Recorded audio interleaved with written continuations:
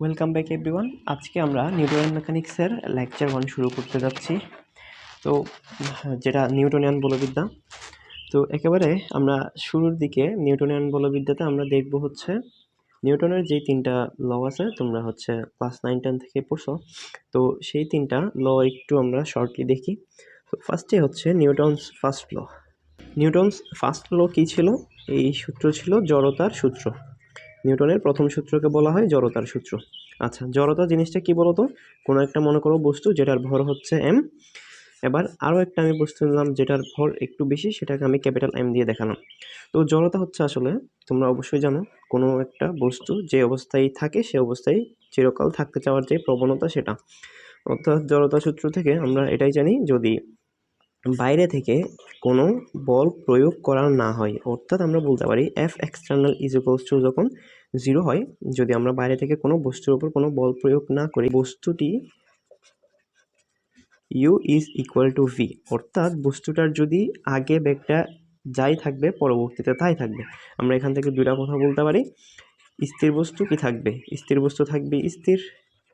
আর যে বস্তু হচ্ছে গতিশীল আছে, যে বস্তু গতিশীল আছে সে বস্তু সুষম দ্রুতিতে, আর যে বস্তু গতিশীল আছে সে বস্তু সুষম দ্রুতিতে গতিশীল থাকবে, মানে তার বেগের কোনো চেঞ্জ হবে না। কেন? কারণ বাইরে থেকে যখন আমরা কোনো বল প্রয়োগ করব না, ইউ আর ভি তো সেম থেকে যাচ্ছে।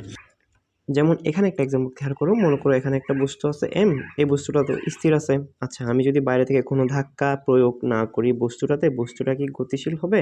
হবে না। তার মানে বস্তুটা তার যে জড়তা ধর্ম, সেই ধর্মকে রক্ষা তার মানে বস্তুটি তার যে জড়তা ধর্ম মানে কি? তার যে স্থির আছে, স্থির থাকতে চাওয়ার প্রবণতা, সে স্থির থাকতে চাইবে। তাহলে আমি বাইরে থেকে কোনো বল প্রয়োগ করলাম না, তাহলে বস্তু তো স্থিরই থাকবে। তার মানে তোমরা একটা জিনিস চিন্তা করে দেখো তো, এই জড়তা ধর্মের কারণেই কিন্তু আমাদের বাসা বাড়িতে যত জিনিসপত্র আছে সবগুলো কিন্তু ঠিক তার জায়গাতে থেকে যাচ্ছে। ঠিক আছে? না হয়তো বস্তুটা হচ্ছে গতিশীল হয়ে যেত আপনি। তাহলে কেন? চিন্তা করতে পারতেছো তো। এবার হচ্ছে আমরা একটু দেখব হচ্ছে ভরের সাথে জড়তার সম্পর্ক। আচ্ছা, তোমরা মনে রাখবা হচ্ছে জড়তা যত বেশি হবে বস্তুটার ভর তত বেশি হবে। তার মানে কোনো একটা বড় বস্তু, যে বস্তুর ভর বেশি সেই বস্তুর জড়তা অনেক বেশি হবে।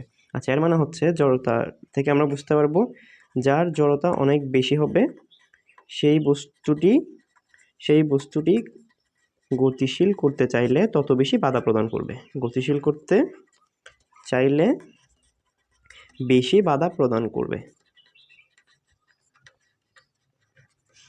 তার মানে তোমরা আমাকে বলতো, এখানে মনে করো হচ্ছে এটা মনে করো হচ্ছে 1000 কেজি, ঠিক আছে? আর এটা মনে করো হচ্ছে 2 কেজি। তাহলে এটা তো স্বাভাবিকভাবেই তোমরা কল্পনা করতে পারতেছো, আমরা কিন্তু 2 কেজি বড়ের বস্তুটাকে খুব ইজিলি সরাইতে পারবো, হাতে তুলে নিতে পারবো। বাট 1000 কেজি বড়ের বস্তুটাকে যদি আমরা সরাইতে চাই, আমাদের কাছে মনে হয় এটা অনেক ভারী না। আচ্ছা, এর কারণ কি বলতো ভাইয়া? এর পেছনের কারণ হচ্ছে আসলে কি বলতো? জড়তা।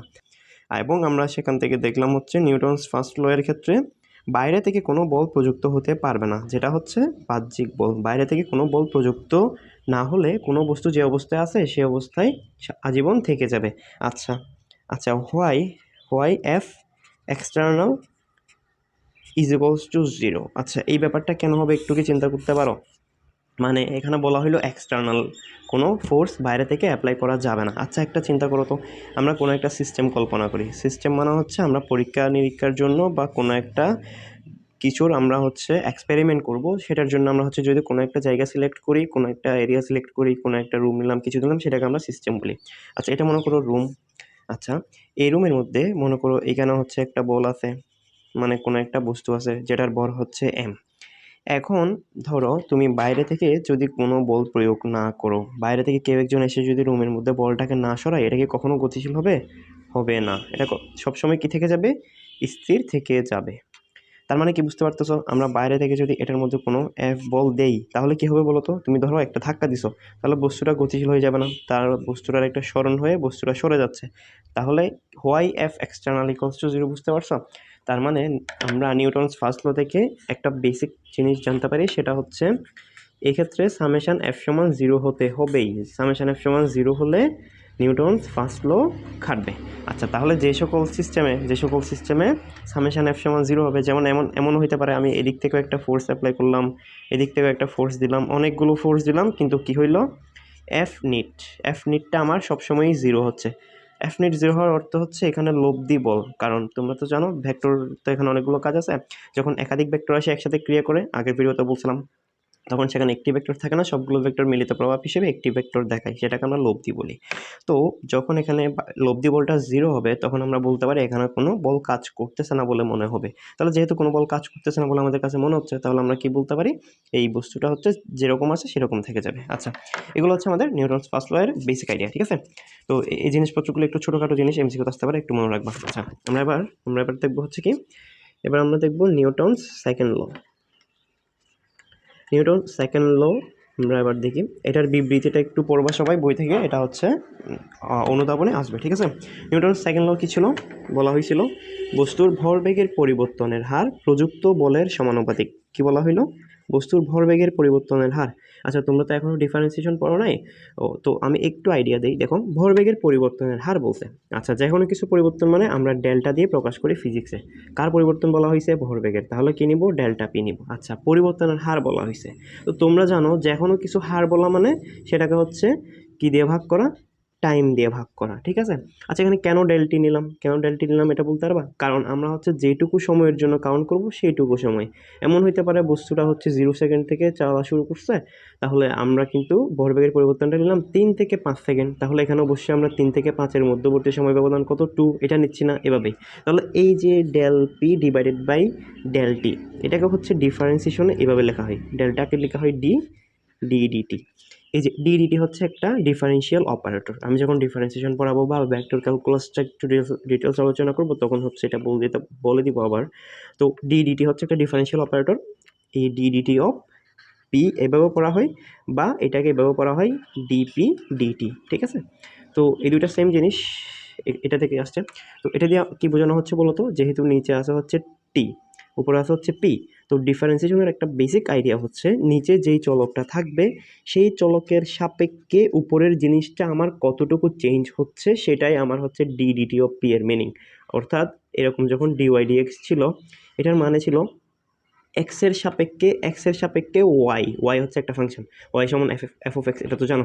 এক্সের সাপেক্ষে ওয়াই জিনিসটা, আমার ওয়াই ফাংশনটা কতটুকু পরিবর্তন হচ্ছে এক্সের সাপেক্ষে, অর্থাৎ আমি যখন এক্সকে নিব, এক্সের সাপেক্ষে ওয়াই কীরূপ আচরণ করতেছে সেটা দেখতে চাইবো, সেটাই হচ্ছে ডিওয়াই ডিএক্স। আচ্ছা, তাহলে নিউটন সেকেন্ড লয়ের বিবৃতি কী বলা ছিল, বস্তুর ভরবেগের পরিবর্তনের হার প্রযুক্ত বলের সমানুপাতিক। তাহলে আমরা কি বলতে পারি, F is proportional to DDT of P বা ডিপিডিটি। তাহলে F is proportional to DDT of P. আচ্ছা, এখান থেকে এই সমানুপাতিক চিহ্ন উঠে গেলে এখানে একটা কনস্ট্যান্ট আসে, দেন হচ্ছে সেটা হচ্ছে কি বসানো হয়, সেটা হচ্ছে 1 বসানো হয়। তাহলে আমরা কি বলতে পারি, F is equal to DDT of P. আচ্ছা, এখন দেখো তো, আমরা একটা ব্যাপার জানি, সেটা হচ্ছে পি হচ্ছে কি, পি হচ্ছে মোমেন্টাম বা হচ্ছে ভরবেগ। আর ভরবেগকে কি বলা হয়, ভরবেগ, এটা তো অবশ্যই পড়ছো, ভরবেগকে প্রকাশ করা হয় পি দিয়ে, সেটা হচ্ছে কি ছিল, এমবি ছিল, ঠিক আছে। ভরবেগ ছিল হচ্ছে এমবি, এটা তো পড়ছো 9-10-এ। তাহলে ডিডিটি অফ এমবি বসালাম, এটা তো বুঝতে পারছো, কারণ পিটা হচ্ছে এই পাশে দেখানো হয়। ডিফারেন্সিয়েশনটা পড়লে এটা হচ্ছে ক্লিয়ারলি বুঝতে পারবা। জাস্ট এখানে একটু দেখো, আমরা একটা ফর্মুলা ডিরাইভ করবো, তাই হচ্ছে এটা আমাদের লাগতেছে। তাহলে আমি কি বলতে পারি, এবার এইটুক করার পর এখানে হচ্ছে আমরা একটা ডিফারেন্সিয়েশন ফর্মুলা অ্যাপ্লাই করবো, যেহেতু তোমরা এখনো পড়ো নাই, তা হচ্ছে আপাতত এটা দেখে নাও। এম ইন্টু, মানে আমি এমকে বসিয়ে রাখবো, অপরটাকে হচ্ছে ডিফারেন্সিয়েট করবো, ডিভি ডিটি। এবার ভিকে বসিয়ে রাখবো, প্লাস ভিকে বসিয়ে রেখে এমকে হচ্ছে ডিফারেন্সিয়েট করবো, ডিএম ডিটি। আচ্ছা, এই কিন্তু হচ্ছে আমাদের একটা ভার্সন যে নিউটনস সেকেন্ড লয়ের, ঠিক আছে। আচ্ছা, এ হচ্ছে আমাদের নিউটন সেকেন্ড লয়ের আমরা হচ্ছে ডিফারেন্সিয়েশন করে যে ভার্সন পাবো সেটা। আচ্ছা, এখন দেখো এখান থেকে আমরা কি বলতে পারি, যখন, আচ্ছা, এখানে ডিভিডিটি এর মানে বলো তো, যেভাবে তোমরা ডিপিডিটিটা হচ্ছে বললাম, ডিভিডিটি কি হবে, বস্তুর বেগের পরিবর্তন। কারণ ডিটি মানে হচ্ছে সময়, নিচে হচ্ছে সময়ের পার্থক্য, উপরে হচ্ছে ডিএম মানে হচ্ছে ভরের যে পরিবর্তন সেটা। তাহলে ডিভিডিটি মানে কি হবে, টাইমের সাপেক্ষে বেগের পরিবর্তন। ডিএমডিটি কি হবে, টাইমের সাপেক্ষে ভরের পরিবর্তন। তো ভাইয়া তো হচ্ছে আগের ভিডিওতে বলছিলাম, আমাদের নিউটনিয়ান ফিজিক্স যেটা আমরা হচ্ছে যেটা চিরায়ত পদার্থবিজ্ঞান, সেটা তো হচ্ছে আমরা ভরকে কোনো পরিবর্তন হয় না বলেই ধরে নিই। যেমন দেখছো না, চাঁদে নিয়ে গেলে আমরা ভর চেঞ্জ করি না। তাহলে ডিএম দিয়ে কি বোঝাই বলো তো, ভরের পরিবর্তন। ভরের পরিবর্তন। আচ্ছা, ভরের কি কোনো পরিবর্তন হয়? ভরের কি কোনো পরিবর্তন হয়? হয় না। তাহলে ভরের পরিবর্তন যেহেতু হয় না, তাহলে তুমি কি বলতে পারো? ভরের পরিবর্তন নাই। নাই মানে কি? 0। তাহলে তুমি কি বলতে পারবা? দেখো তো, তুমি বলতে পারবা এখানে dm divided by dt equals to কী হবে বলো তো? 0। কেন? কারণ ভরের কোনো পরিবর্তন নাই। পরিবর্তন নাই মানে কি? সেই জিনিসটা 0। তাহলে তুমি দেখো তো f কে কি বলতে পারবা? তুমি ফাইনালি তুমি f কে বলতে পারবা f is equals to m into dv dt। এই হচ্ছে তোমার এই ফর্মুলা। তোমরা হচ্ছে এটা মনে রাখবা, ঠিক আছে? দেখো আমি হচ্ছে এটা হচ্ছে স্টার মার্ক করে দিলাম, তোমরা হচ্ছে এটা মনে রাখবা, ঠিক আছে? তো এখন দেখো, তোমরা 9-10 থেকে পড়ছো f সমান m, f সমান m, এটা পড়ছো না? এখন এটা করতে আসে একটু চিন্তা করো তো। এবার আমি এরকম বলতে পারতাম না f is equal to m into, আচ্ছা ভাইয়া dv dt না, আমি একটু আগে কি বললাম? সময়ের সাপেক্ষে বেগের পরিবর্তন। আচ্ছা, তোমাদের কি মনে আছে তোমরা যখন ত্বরণ পড়ছিলা, ত্বরণটা কি ছিল বলো তো? ত্বরণটা ছিল v minus u divided by t, ছিল না? আচ্ছা, উপরে দেখো তো, v মাইনাস ইউকে আমরা বলতে পারি dv, আর এই টাইমকে আমরা যদি dt বলি, তাহলে এই জিনিস দিয়ে আমার কি প্রকাশ করতেছে বলো তো? ত্বরণ। তাহলে f সমান কি হয়ে গেল? m এ হয়ে গেল। আচ্ছা, তাহলে আমরা এখন দেখলাম হচ্ছে এই সূত্র থেকে কিভাবে f সমান m এ আসলো, ঠিক আছে? তাহলে তোমরা হচ্ছে f সমান m এ সরাসরি মুখস্থ করছো 9-এ, কিন্তু এখন হচ্ছে এই জিনিসটা একটু মনে রাখবা, ঠিক আছে? কারণ অনেক মেতেই দেখবা হচ্ছে ব্যাগের পরিবর্তন দেওয়া আছে, একটা হচ্ছে নির্দিষ্ট হচ্ছে টাইম টাইম দেওয়া থাকবে, তখন হচ্ছে তোমাদের ডিবি বসানো লাগবে। f সমান m ইন্টু ডিবি ডিটি দিয়ে হচ্ছে তোমরা সেটা করতে পারবা, ঠিক? এখন আমরা নিউটনস সেকেন্ড ল দেখলাম, এবার আমরা হচ্ছে থার্ড ল দেখবো, দেন হচ্ছে আমরা 3টা লয়ের ছোট ছোট কিছু ম্যাথ দেখবো, ঠিক আছে? এবার আমরা দেখবো হচ্ছে Newton's third law. Newton's third law. Newton's third law কি ছিল? প্রতিটি ক্রিয়ার একটি সমান এবং বিপরীত প্রতিক্রিয়া থাকে। তাহলে এই ধরো কোনো একটা বস্তু, আমি ধরে নিচ্ছি এখানে একটা দেওয়াল আছে। আচ্ছা, আমরা যখন কোনো একটা টেনিস বল দেওয়ালে হচ্ছে এভাবে নিক্ষেপ করি, সেইটা হচ্ছে F1 বলে গিয়ে এখানে আঘাত করে, তাহলে সেটা আবার পিছনে কেন ফিরে আসতেছে বলো তো? কারণ এই বলটা গিয়ে দেওয়ালের উপর F1 ফোর্স অ্যাপ্লাই করে। এবার নিউটনস থার্ড ল অনুসারে দেওয়াল কি করবে? তাকে সমপরিমাণ একটা বিপরীত দিকে একটা বাধাদানকারী বল দিবে, যেটা হচ্ছে কি F2, যার কারণে এটা ফিরে আসতেছে। বুঝতে পারছো? তাহলে কেন ফিরে আসতেছে? এর পেছনের সায়েন্সটা কি বলতো? নিউটনস থার্ড ল।